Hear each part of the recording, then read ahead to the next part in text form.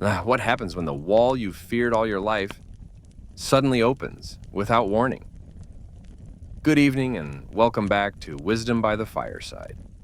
Tonight in our events story, we step back to November 9th, 1989, a night when concrete and steel gave way not to dynamite, but to prayer, confusion, and a tide of human longing.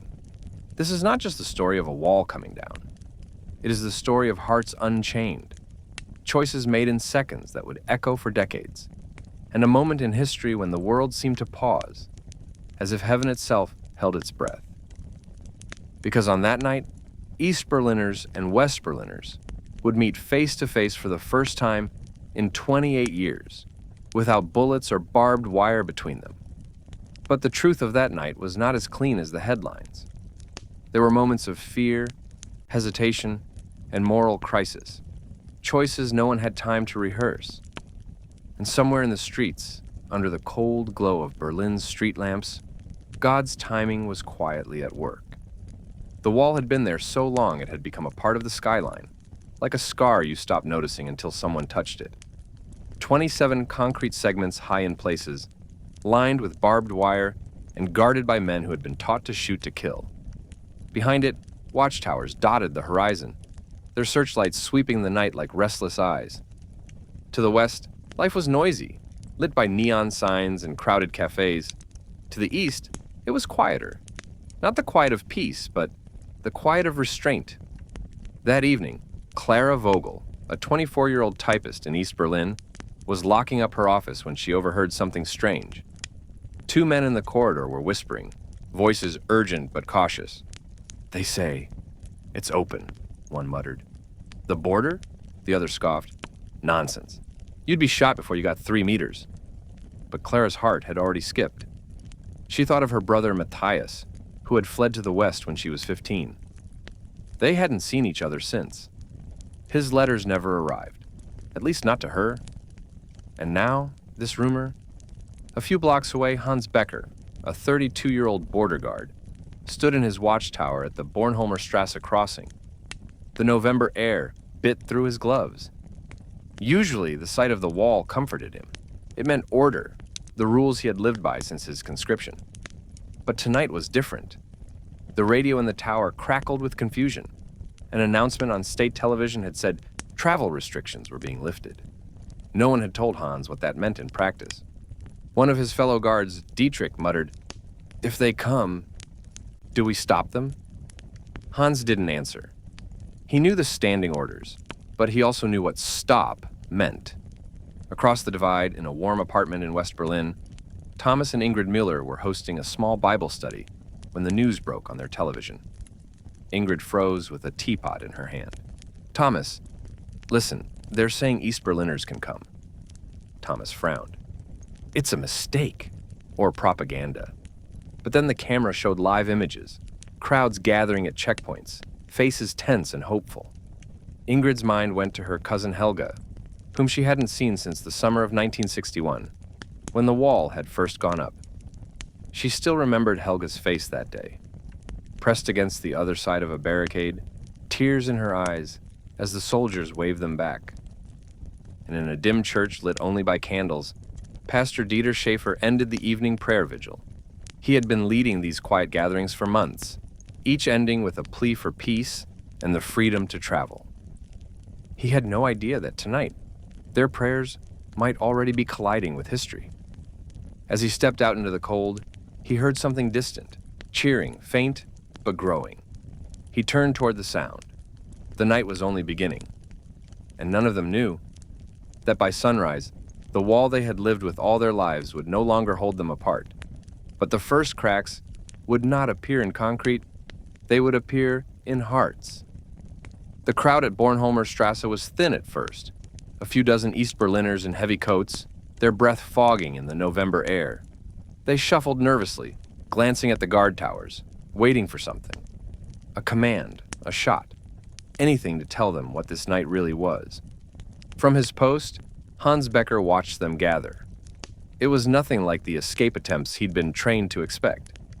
There was no running, no desperate sprint for the fence. Instead, these people just stood there, Some held small suitcases. Others clutched their children's hands. A woman in a knitted scarf was openly crying. Beside him, Dietrich muttered, "Orders?" Still nothing. He was gripping his rifle too tightly. Hans swallowed hard. In his mind, he replayed the state TV broadcast from earlier, the government spokesman stammering through a poorly worded statement. Private travel abroad may now be permitted. Effective immediately. No one had explained the rules. No one had told the border guards how to react. He could feel a knot forming in his chest. If they walk toward us, do I fire or do I step aside? Klara Vogel arrived at the scene just before 7. She had run most of the way from her apartment, heart pounding, her satchel bouncing against her side. She didn't know why she had come, maybe just to see the truth for herself. The crowd's murmurs reached her before the wall came into view. "They can't shoot everyone," a man whispered. "Don't be stupid. They'll make an example." But then Klara saw it. The gatehouse, the guards in their green uniforms, the floodlights spilling over the checkpoint. And beyond them, through the narrow gap, she could see West Berlin. It was absurd. For nearly 3 decades, that other world had been as unreachable as the moon, and now it was right there, close enough to smell the roasted chestnuts from a vendor's cart on the far side. In West Berlin, Ingrid Mueller set down the phone after calling the nearest checkpoint. No answer, just the sound of a busy line. She looked at Thomas, her face pale. "We should go," she said. "Go where?" "To the wall. If they're opening it, I want to be there when Helga comes through." Thomas hesitated, then grabbed his coat. They knew it could still be a false alarm, but the pull was stronger than reason. A few streets away from the checkpoint, Pastor Schäfer walked toward the noise. His church was in Prenzlauer Berg, just minutes from Bornholmer Strasse. The closer he came, the louder it got, not chants or protests, but a swelling, irregular cheer. And then he saw them, the line of people facing the checkpoint, some timid, some emboldened by the size of the crowd. He noticed the way their eyes darted between the guards and the gate, as if waiting for one to make the first move. Dieter whispered a prayer under his breath. Not for the wall to fall, he had prayed that too many times already, but for the people here to be spared violence tonight. At 8:45 p.m., the standoff deepened. No shots, no announcements, just two sides staring at each other across a thin strip of no man's land. And then, something small happened. A man at the front, a mechanic named Peter, stepped forward and called out, "Let us through!" It wasn't a yell of defiance, just a plea. But in the stillness, it sounded enormous. Hans felt his throat tighten. He had been taught that moments like this could spiral in seconds. But as he looked into Peter's eyes, he didn't see a threat. He saw hope. And for the first time in his years as a guard, Hans found himself hoping too. By the end of that hour, the crowd had tripled. Word was spreading through East Berlin faster than the authorities could contain it. Families were arriving in taxis, on bicycles, even running through the streets. And with every minute, Hans knew the decision was getting closer. Because soon, they wouldn't be able to hold the line. By 9:15 p.m., Bornholmer Strasse was a sea of faces. The once orderly lines had swelled into a restless tide. The air crackled, not with the sound of gunfire, but with something far more unpredictable: expectation. Hans Becker kept scanning the crowd, his stomach tight. Dietrich beside him was muttering curses under his breath, his rifle now hanging loosely but ready. In training, they'd been told this was the moment to assert control, to make an example before the crowd grew brave. But Hans saw something the manuals never described. An old woman was holding a bouquet of wilting carnations. A boy of maybe 10 clung to her coat, eyes darting nervously at the soldiers. The flowers trembled in her hands, and Hans realized they were meant for someone on the other side. The radio on Hans's belt crackled. "Hold position." No one threw until further notice. The voice was sharp, urgent, but it sounded far away, as if it had to cross not just a frequency, but decades of separation, fear, and propaganda. In the throng, Klara Vogel had edged her way closer to the front. She could see the guard's face now, not cold or cruel, but strained, as if he were silently arguing with himself. Her fingers curled into fists inside her pockets. A man beside her whispered, They won't do it. They'll never let us pass. Klara's gaze stayed fixed on the soldier. What if he could? What if he wanted to?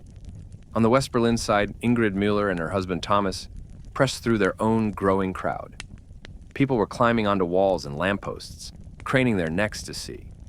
The scene felt surreal. East and west so close, divided only by steel gates and a few tense guards. Do you see her? Thomas asked, scanning faces on the other side. Ingrid shook her head. Number. But I feel like she's here. At 9:25, a surge began. It wasn't planned. No one shouted a command. The front row of East Berliners simply stepped forward together, just a few feet, but enough to make the guards stiffen. Hans's pulse spiked. His finger was nowhere near the trigger, but the order to fire, if it came, would leave him no time to think. Beside him, Dietrich's jaw tightened. If they push any further... Hold, Hans said quietly. What? Hold your fire. Dietrich stared at him like he'd lost his mind. You disobey that order. You're finished. Hans didn't look away from the crowd. Maybe. But maybe that's the point. In the middle of the crowd, Pastor Schäfer had begun speaking softly to those around him. Stay calm. No violence. Let them see our humanity. His voice was steady, even as his own heart thudded. Then he saw her. Klara, near the front, eyes fixed on one of the guards. And though he didn't know her, he recognized something in her posture. The tension of someone who was standing, not just in a crowd, but at the edge of their own life's dividing line. 9:30 p.m. The gates still closed, the tension thick enough to taste. And then, a single, unexpected sound. The clank of a locking mechanism being turned. The crowd froze. The guards froze. Hans Becker had just unlocked the pedestrian gate. He didn't wave them through. He didn't speak. But his hand stayed on the latch, and the expression on his face, part defiance, part prayer, said enough. The first man stepped forward. What happened next would ripple through the city like a shockwave, but also bring Hans to a choice that would define the rest of his life. Because once that first person crossed, there would be no going back. The first man stepped through the gate, like someone waking from a long sleep, slow, unsure, as if expecting an alarm to sound or a bullet to fly. Instead, he found himself face to face with the West for the first time in decades. A cheer erupted from the Western crowd, arms reaching out to shake his hand, to pull him into embraces that felt almost unreal. The cheer traveled back across the divide, rolling through the East Berliners like a wave. It wasn't loud enough to drown out the pounding in Klara Vogel's ears, but it was enough to pull her forward. She didn't remember making the decision. One moment she was rooted in place, the next her feet were moving, each step feeling heavier and lighter all at once. The crowd pressed close, voices urging her on. The guard at the gate, the one with the strained eyes, met her gaze as she approached. For a heartbeat, they simply looked at each other. Then, he stepped aside. On the West Berlin side, Ingrid Mueller felt the cheer hit her like a current. She strained to see who was coming through, and then, a young woman with brown hair, clutching a worn satchel, blinking as if the air itself felt different. Ingrid's breath caught. Helga? No, not quite. The features were different, younger, but there was something familiar in the way the girl looked around, like someone scanning for a face they'd carried in their heart for years. Behind the gate, Hans Becker knew he had just crossed a line in more ways than one. His earpiece was crackling with frantic voices, supervisors demanding to know who had opened the gate, ordering him to stop. But the crowd was already swelling forward, and stopping them now would mean shoving people back at gunpoint. Dietrich grabbed his arm. Hans, this is madness. They'll court-martial you. Hans didn't look at him. Maybe. Or maybe tonight the rules don't matter anymore. Pastor Schäfer found himself moving with the flow, guiding people to keep the line steady. No running, no pushing, he urged, knowing that one moment of panic could turn joy into tragedy. He saw children hoisted onto shoulders, an old man in tears, couples holding hands as if they feared being separated again. And somewhere in the throng, he caught sight of a man crossing with a bouquet of carnations. He smiled faintly. Maybe the flowers will make it this time. By 9:45 p.m., the gate was no longer a controlled point of entry. It was a river. People poured through in both directions, east and west, colliding in a flood of handshakes, hugs, and astonished laughter. Klara found herself in the middle of it, pressed into the arms of strangers who welcomed her as if she'd always belonged. Somewhere in the crowd, music started, a saxophone, sharp and bright against the cold air. And in the midst of it all, she thought of her brother Matthias. Was he here? Was he even alive? She scanned the faces around her, hope surging and fading with each glance. On the other side of the gate, Ingrid and Thomas moved closer. Ingrid hesitated, unsure how to approach the girl with the satchel. But then their eyes met, and Ingrid saw something in them she couldn't quite explain, a mixture of joy and loss, of arrival and longing. She stepped forward.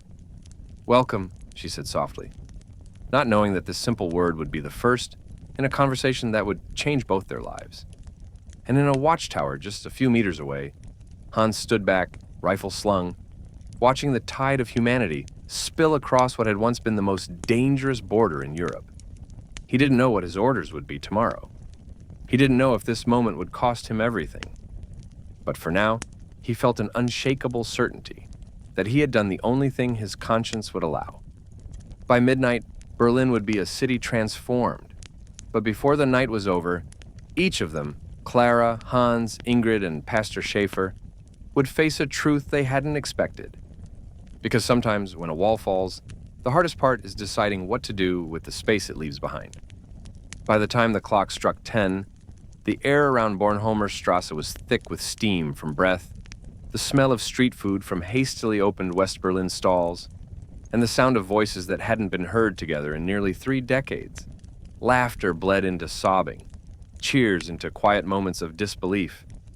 Clara Vogel was caught in that whirlwind, hugged by strangers, handed a paper cup of hot chocolate by someone she'd never met. It should have been enough, this sudden welcome, but her eyes kept darting past the crowd, searching for one face. "Matthias," she whispered under her breath, the name almost carried away by the wind. A man beside her overheard, "Who are you looking for?" "My brother, he..." She stopped herself. She didn't want to say escaped. The word still felt dangerous. "He left a long time ago. I haven't seen him since." The man pointed further up the street. "There's a group from Charlottenburg meeting arrivals. Maybe check there." Klara nodded, clutching her satchel, her heart pounding with a mix of hope and fear. Across the divide, Hans Becker had stepped down from his post, walking the perimeter like a man inspecting a field after a storm. Guards were abandoning their positions, some shrugging in resignation, others clearly rattled. He caught Dietrich's glare from across the gate. "You'll regret this," his fellow guard spat. Hans didn't reply. He was still too aware of the earpiece buzzing with higher command. Words like discipline, breach, arrest filtering through, yet all of it felt far away, as though the reality on the ground had already drowned out the voices from above. In the crowd, Hans spotted a figure he recognized. A young man in a patched coat, clutching a violin case. His cousin, Eric. They hadn't spoken in years, not since a heated argument over Hans joining the border guards. For a moment, Hans froze. Should he approach? Would Eric turn away? Or had tonight rewritten the rules between them too? Ingrid Miller stood with Thomas near the now permanently open gate, offering coffee and blankets to anyone who needed them. Her eyes kept scanning, searching for her cousin Helga, though she hadn't the faintest idea if Helga would come tonight. Then, without warning, she felt a tap on her shoulder. She turned and froze. It wasn't Helga. It was a young man, perhaps in his early 20s, with Helga's same sharp cheekbones. He was holding an envelope, worn and creased. "Are you Ingrid?" he asked in careful, accented German. "Yes." He pressed the envelope into her hand. "From my mother. She told me if the wall ever came down, I was to find you." Pastor Schäfer had drifted into a role he hadn't planned, standing on a bench speaking above the hum of the crowd, calling for calm and safety as more people surged through. Every so often, he'd step down to help someone carry a bag or find a loved one. That's when he noticed the old woman with the carnations. She was shuffling slowly through the crowd, scanning each face like she was crossing a minefield of memories. He approached her. "Can I help you find someone?" She smiled faintly, her eyes misty. Yes, my husband. I've been bringing him flowers for 28 years. Only the guards never let me through. Dieter's chest tightened. Where is he now? She looked past him toward the western crowd. Buried in a cemetery just there. Tonight I can finally visit. Back at the checkpoint, Klara spotted a small group ahead, gathered around a van where volunteers were handing out food. She pushed forward and stopped cold. There he was, Matthias. Older, bearded, a little heavier, but unmistakable. He was laughing with someone, holding a steaming cup in one hand. Her voice caught in her throat. She tried to call out, but the crowd between them swallowed her words. She began to push through, determined to close the gap, unaware that Matthias was about to see her, and that his own secret would surface before the night was done. Klara pushed through the tangle of coats and arms, her breath coming in sharp bursts. Every step toward Matthias felt like a step into a dream she wasn't sure would hold. He turned just as she reached the edge of the group. For a heartbeat, his face went blank, eyes locked on hers, as if his mind couldn't quite connect the woman before him with the teenager he'd left behind. Then, his cup slipped from his hand, hitting the cobblestones with a muted splash. Klara! His voice cracked. She was already in his arms. The noise around them dissolved into a muffled hum. Strangers' cheers and chatter fading, until all she could hear was the steady thud of his heartbeat against her ear. I thought you were dead, she whispered. I thought you hated me, he said at the same time. They both pulled back slightly, frowning in confusion. Matthias's gaze shifted, troubled. I tried to write you, Klara. Every month at first. I sent pictures, letters, but nothing ever came back. Not once. I never got a single one, she said. They told me you'd chosen not to contact me, that you'd moved on. He let out a bitter laugh. Moved on? I begged them to let me see you, but every letter I sent went through the Stasi. I found out later they intercepted them, probably destroyed them. They wanted you to believe I'd abandoned you, to keep you loyal to the state. Klara's chest tightened.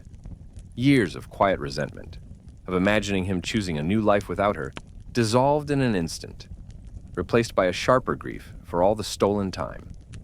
A few meters away, Hans Becker spotted the reunion. It was one of dozens unfolding in every direction, but something about the raw relief on their faces held him in place. Then, behind them, he saw Eric, his cousin, lingering at the edge of the crowd, violin case in hand. Their eyes met, and the years between them seemed to stretch and shrink all at once. Eric stepped forward. I heard what you did tonight, he said, his tone somewhere between accusation and awe. Hans nodded. Would you rather I hadn't? Eric hesitated, then shook his head slowly. Number, I'm just not used to you being on my side. Ingrid Miller had stepped aside to open the envelope the young man had given her. Inside was a single photograph, her and Helga as young girls, taken on the last day they'd been together before the wall rose.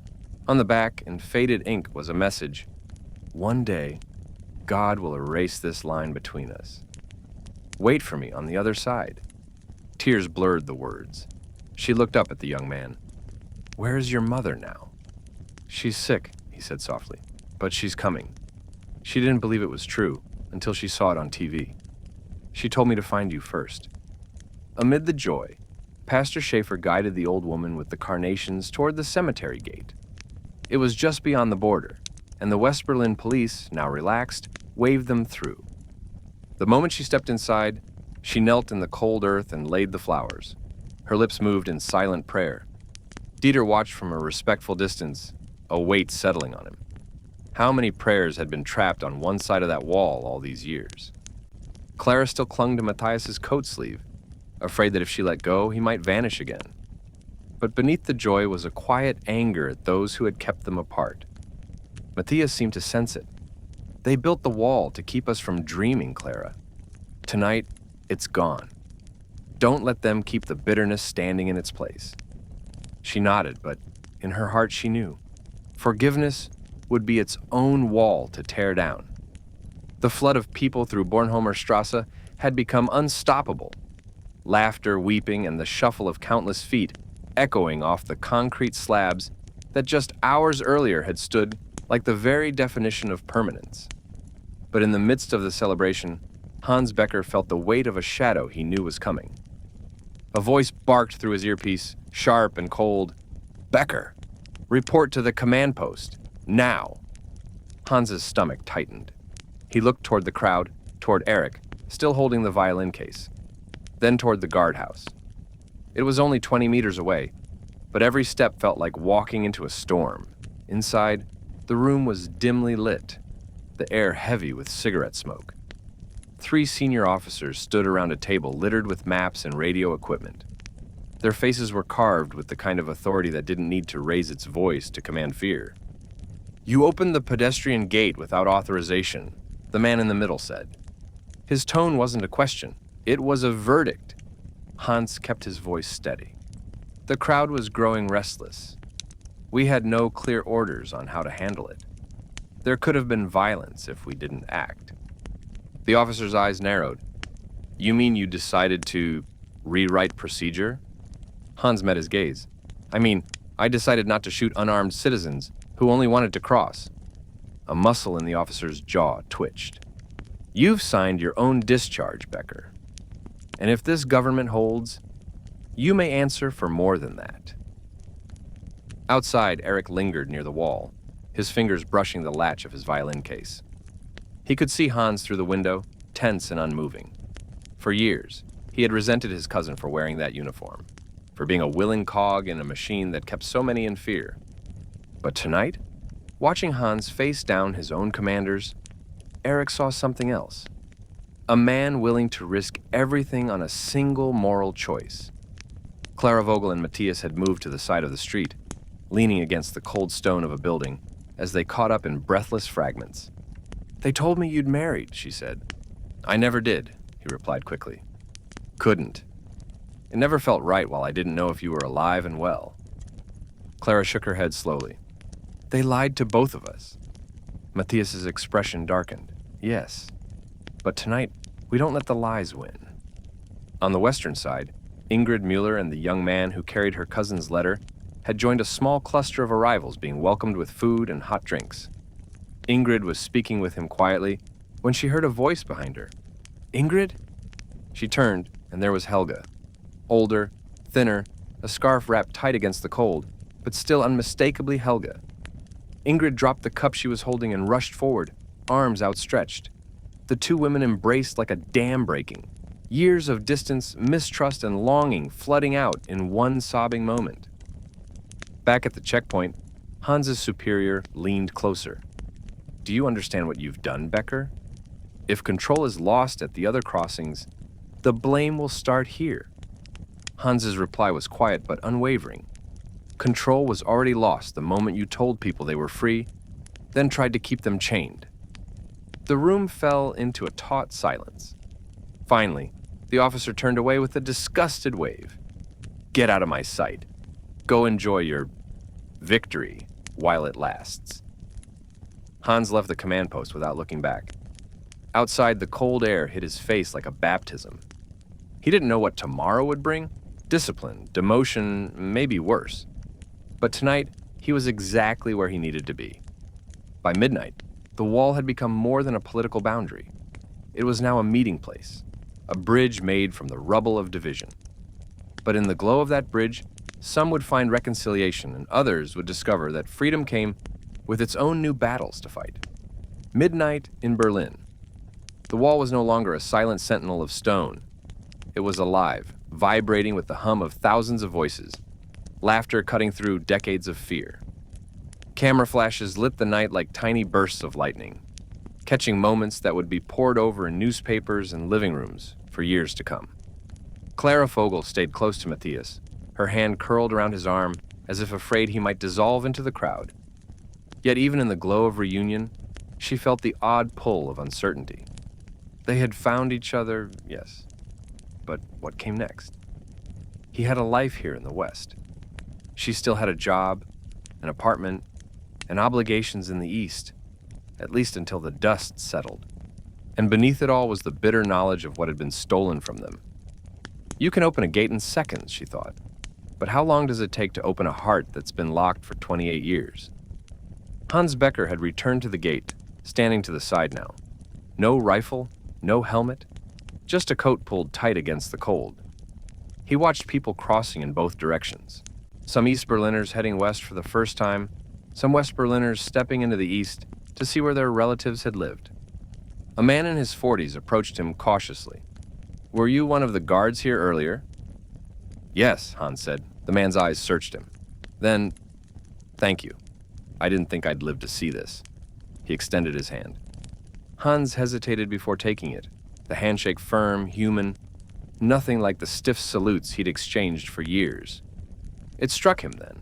The wall had been built to keep people apart, but tonight it was pulling strangers together.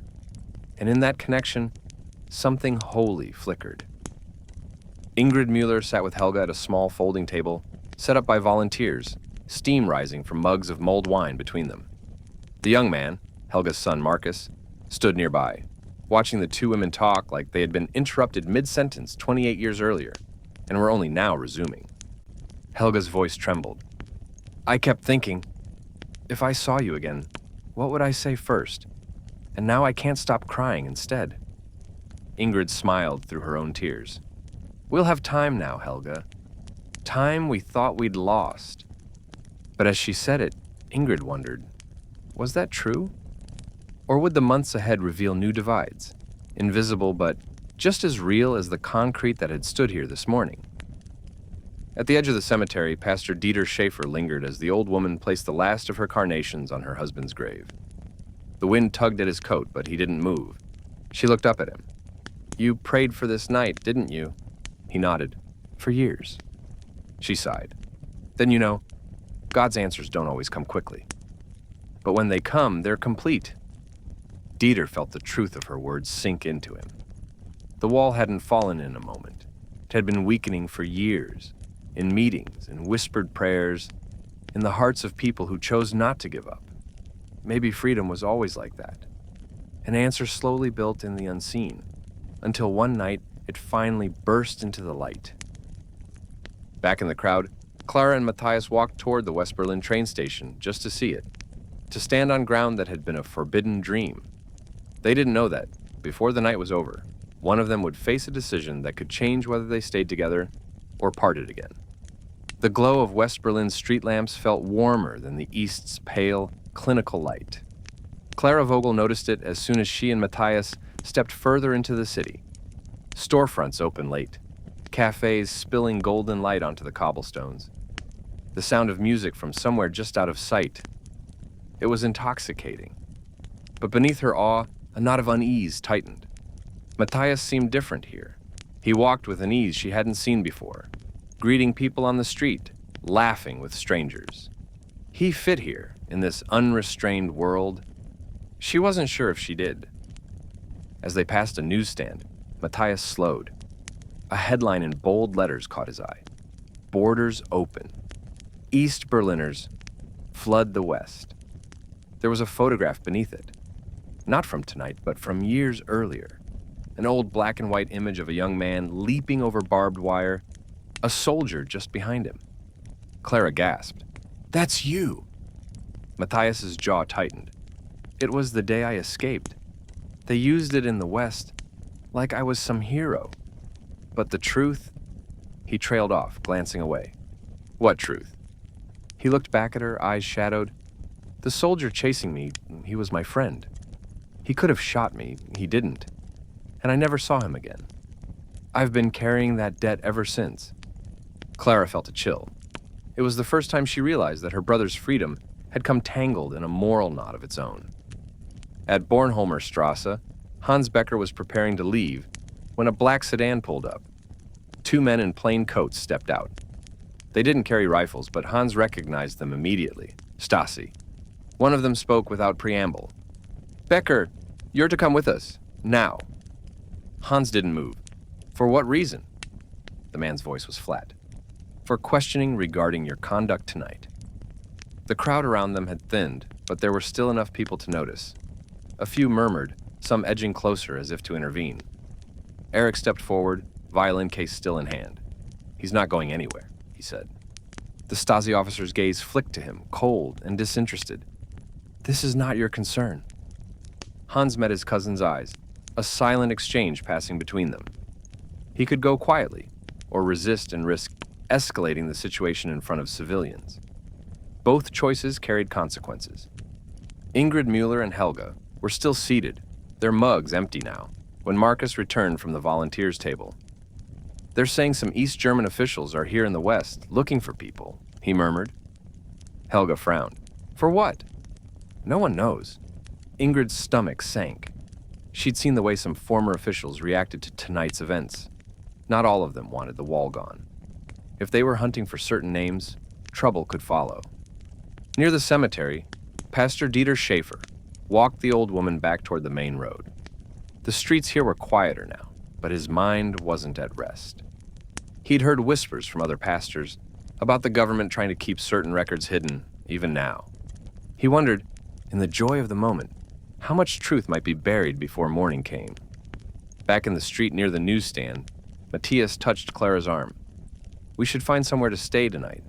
I don't know what tomorrow will bring." But Klara's eyes were fixed on something across the street. A man standing in the shadow of a doorway, staring at them. He looked familiar, and then it hit her. He'd been in their building in the east before. A watcher. Matthias noticed too. "Stay close to me," he murmured. The man didn't move toward them, but he didn't look away either. And in that frozen stare, Klara realized the wall might be down, but not every barrier had fallen. The man in the doorway didn't move, but his presence pressed on Klara Vogel like the weight of the wall itself. She could feel Matthias's grip tighten on her hand. "Keep walking," he said under his breath. They turned down a side street, the hum of the crowd fading behind them, but halfway along the block, Klara glanced over her shoulder and her breath caught. The man was following. Matthias stopped abruptly and spun around. "Why are you trailing us?" The man's voice was low, almost casual. "Just making sure you don't forget where you came from." His eyes settled on Klara. "People will still be watching." "You think tonight changes everything?" "It changes nothing." Klara felt a surge of cold anger, but before she could speak, Matthias stepped forward. "No, it changes everything. And if you still think you can control us, you're standing in the wrong Berlin." The man's smirk was brief, but his parting words lingered like a shadow. "Walls aren't always made of concrete." Then he slipped away into the dark. Back at Bornholmer Strasse, the Stasi officer still stood in front of Hans Becker, expecting him to step into the waiting sedan. Around them, a small crowd had gathered, murmuring in uneasy tones. Hans glanced at Eric, then at the people watching. Something in their expectant eyes told him that this wasn't just about his own fate anymore. If he left quietly, it would be as if the old order still ruled this crossing. He straightened his shoulders. "I'm staying here tonight. If you want to question me, you can do it here, in front of them." The taller officer's expression hardened. "You're making a mistake." Hans's voice stayed level. "So did your government, and tonight, the people corrected it." The crowd erupted in cheers. Not loud enough to provoke violence, but enough to make the officers exchange a glance. Without another word, they turned and walked back to their car. The sedan pulled away, swallowed by the night. Eric exhaled. "You're lucky." Hans shook his head. "Number, I'm just done being afraid."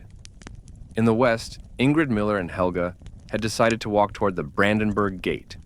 The streets in this part of the city were alive with music and shouts of joy, people popping champagne and clinking bottles.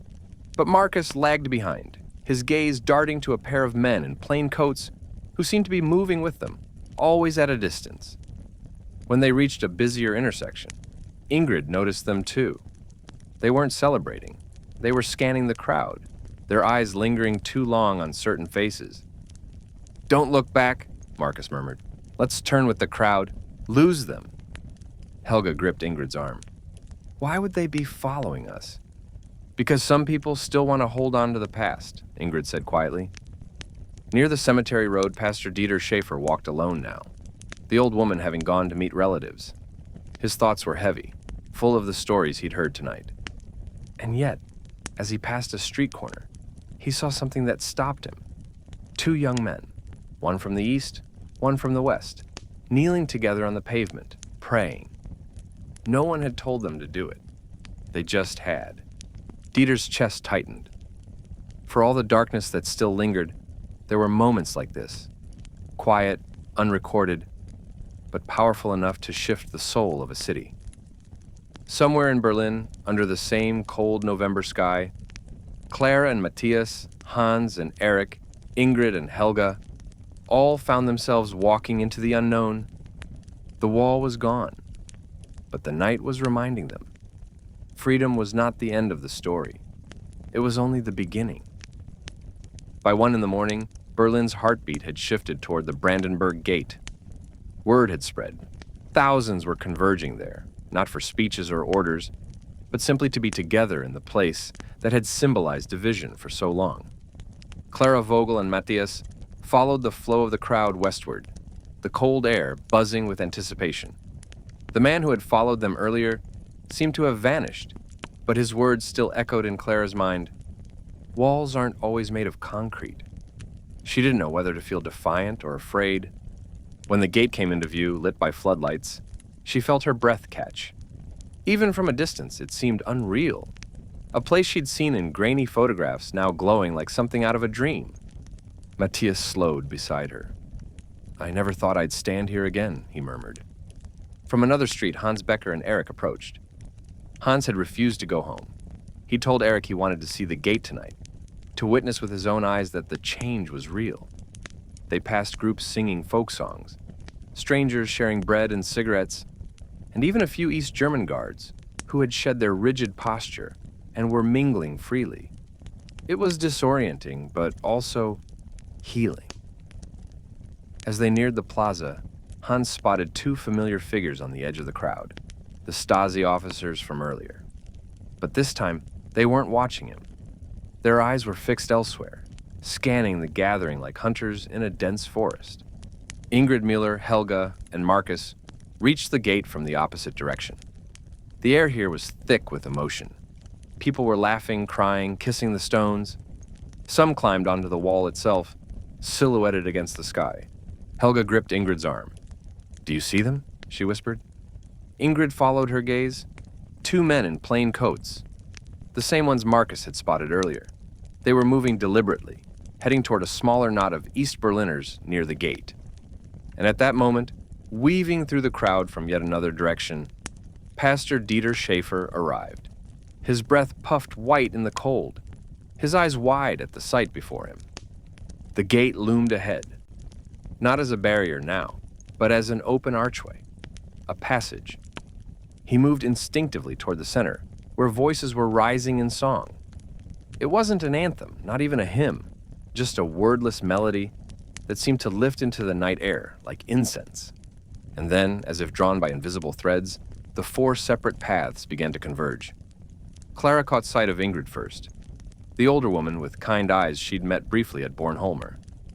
Ingrid recognized her too, smiling faintly as their groups closed the distance. Matthias noticed Hans in the same moment, his brow furrowing.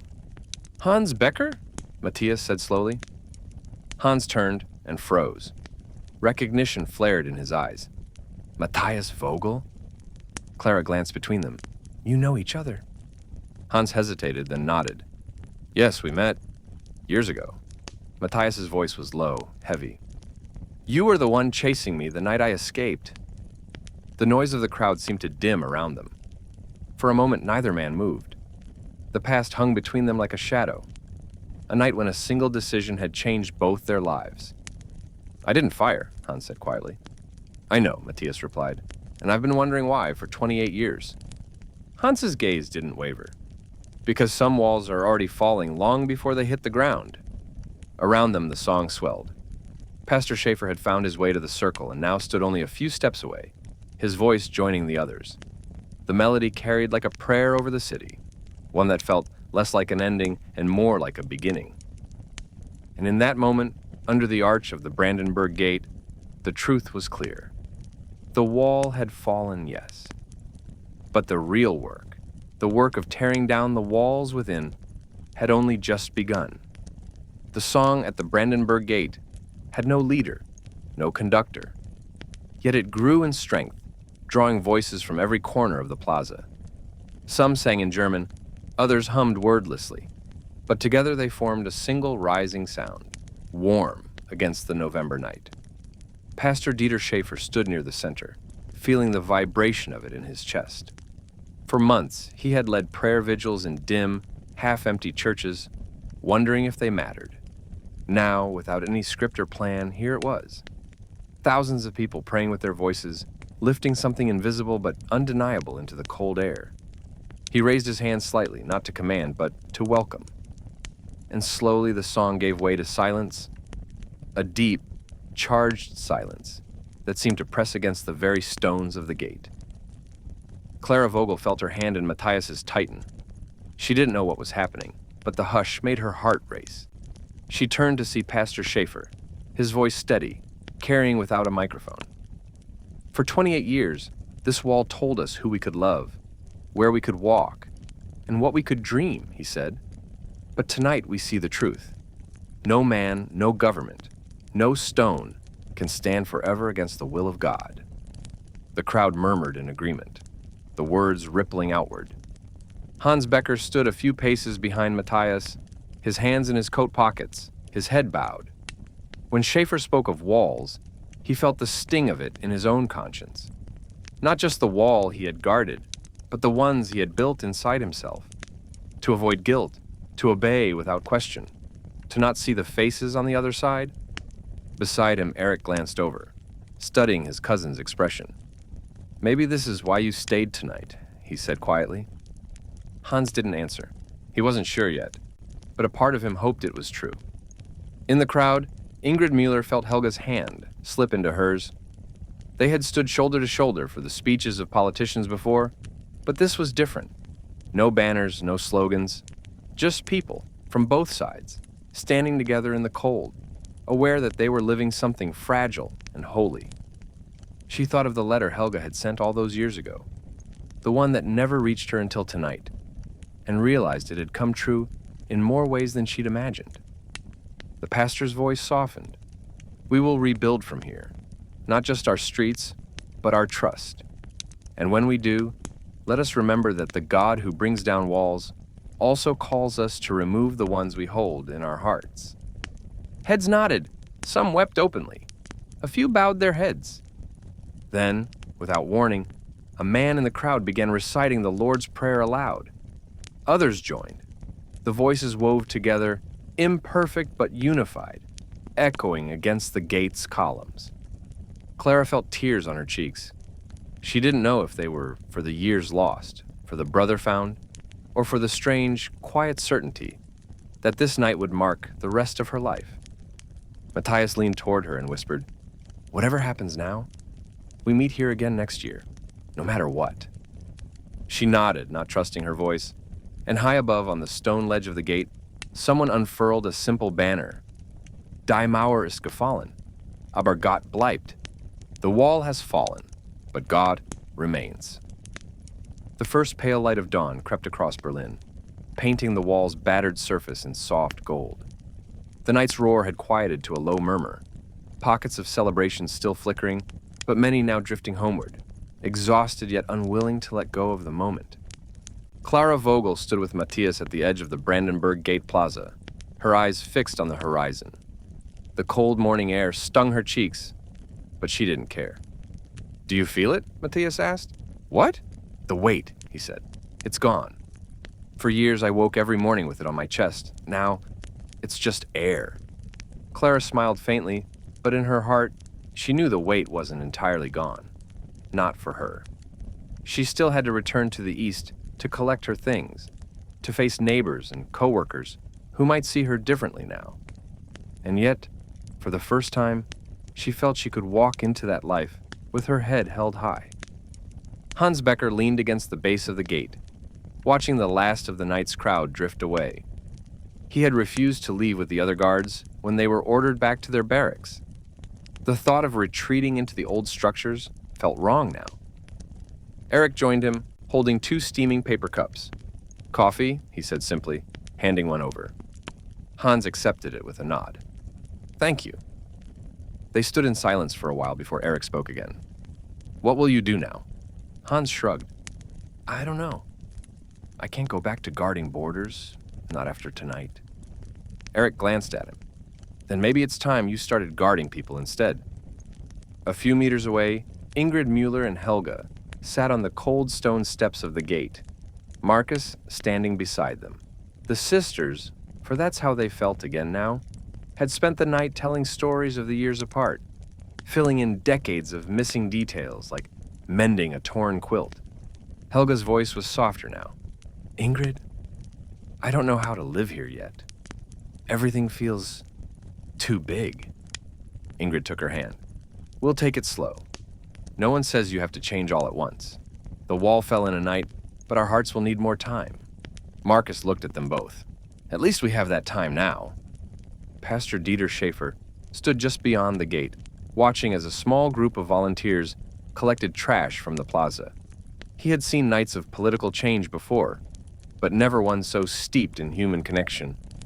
A young woman approached him, one of the students who had attended his prayer vigils in recent months. She handed him a folded note. From someone in the east, she said. They said to give it to the pastor who kept the lights on. When Dieter unfolded it, he read a single line. Your prayers reached further than you know. He closed his eyes briefly, feeling the truth of it. As the sun cleared the rooftops, the four paths that had crossed in the night began to drift apart.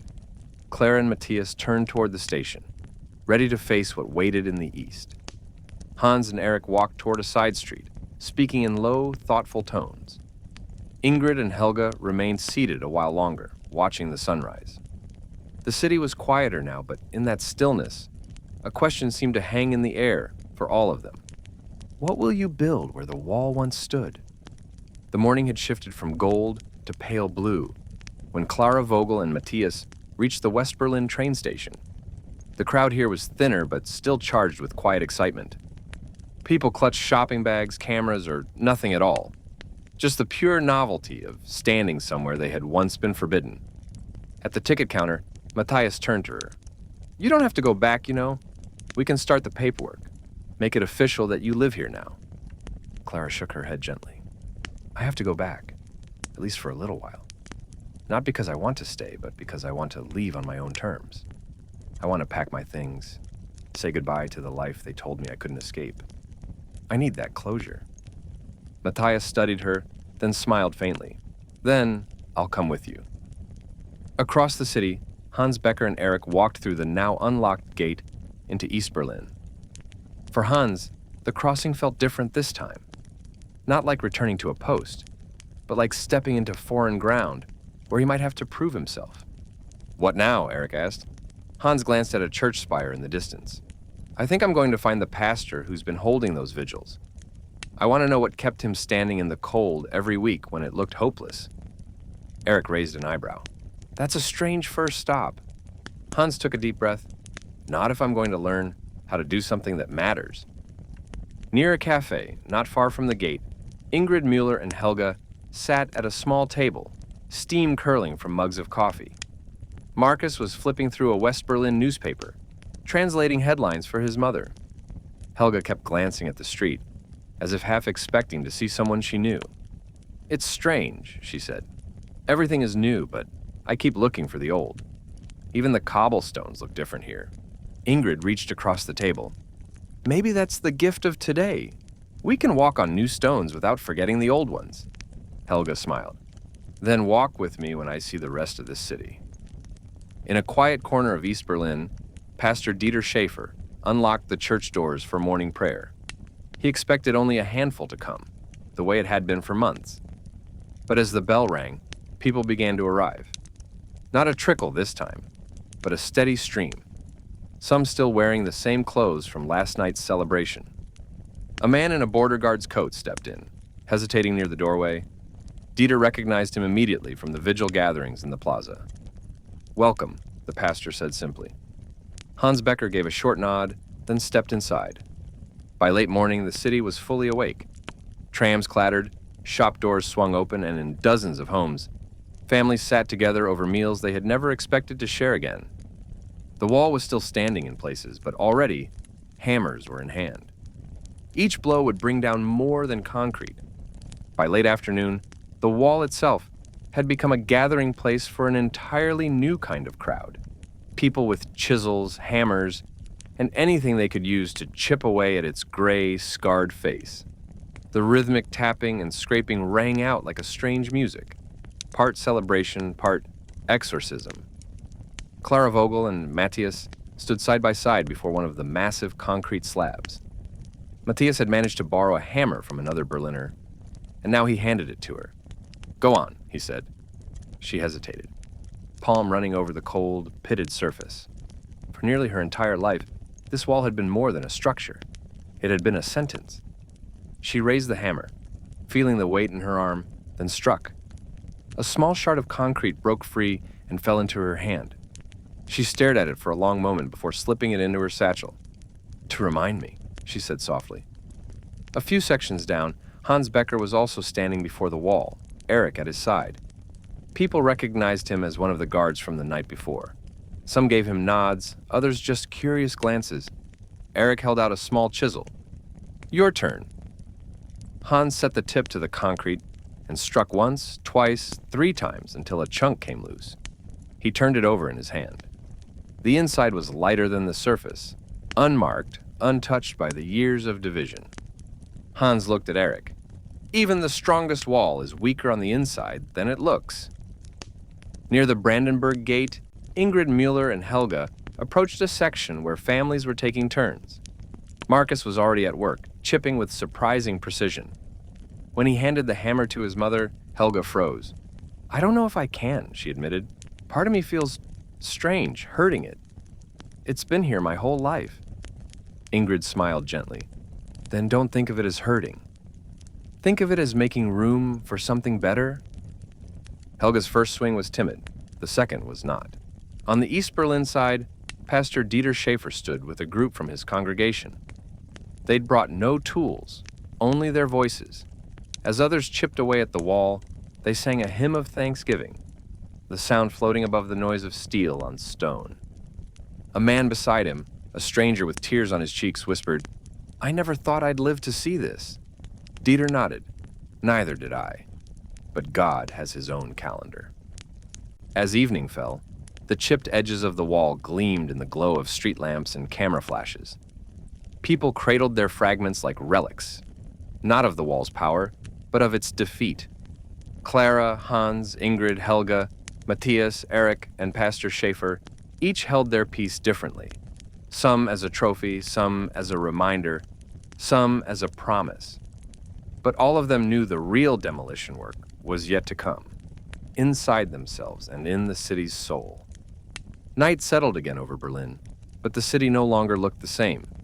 Street lamps lit faces from both sides of the former divide, laughing and talking in cafes that had once been empty, huddled together at bus stops that now felt like portals instead of barriers. In a small apartment in West Berlin, Klara Vogel and Matthias sat at a kitchen table, their fragment of the wall between them. It looked small, almost unimpressive, but Klara kept running her fingers over its jagged edge. "It's strange," she said. "It's just a piece of stone, but it feels heavier than all the years it stood." Matthias nodded. "Because it's not just the wall that fell, it's what it meant. It's proof that some things we're told will never change, can." On the other side of the city, Hans Becker placed his own piece of the wall on a shelf. He wasn't sure yet if he would keep it forever or one day give it away. But tonight, it was a reminder of the choice he'd made, a choice that had freed others and, in a way, freed himself. Eric sipped tea across from him. "So, what's next? You going to be a pastor?" he teased. Hans smirked faintly. "Maybe I'll just learn to listen to the better orders." Ingrid, Mueller, and Helga were sharing a late supper with Marcus, the table crowded with dishes both east and west. Between bites, they began planning the visits to come. Helga's home in the east, Ingrid's favorite market in the west. "It's funny," Helga said. "For years I thought the first thing I'd want to do when the wall came down was travel far away. But now, I just want to walk freely in my own city." In the quiet of his church, Pastor Schäfer lit a single candle and set it on the altar. It was the same candle he had lit for every vigil, the one that had burned low as people prayed for change that seemed impossible. Now it burned in thanks. He bowed his head, Lord, let us not waste the freedom you've given. Teach us to build bridges stronger than the walls we tear down. Across Berlin, thousands of small moments like these unfolded. Reunions over soup, strangers offering beds for the night, silent prayers whispered on darkened streets. The wall had fallen in one dramatic night, but its absence was filling the city with 1,000 quiet acts of grace. For those who had lived in its shadow, the message was clear.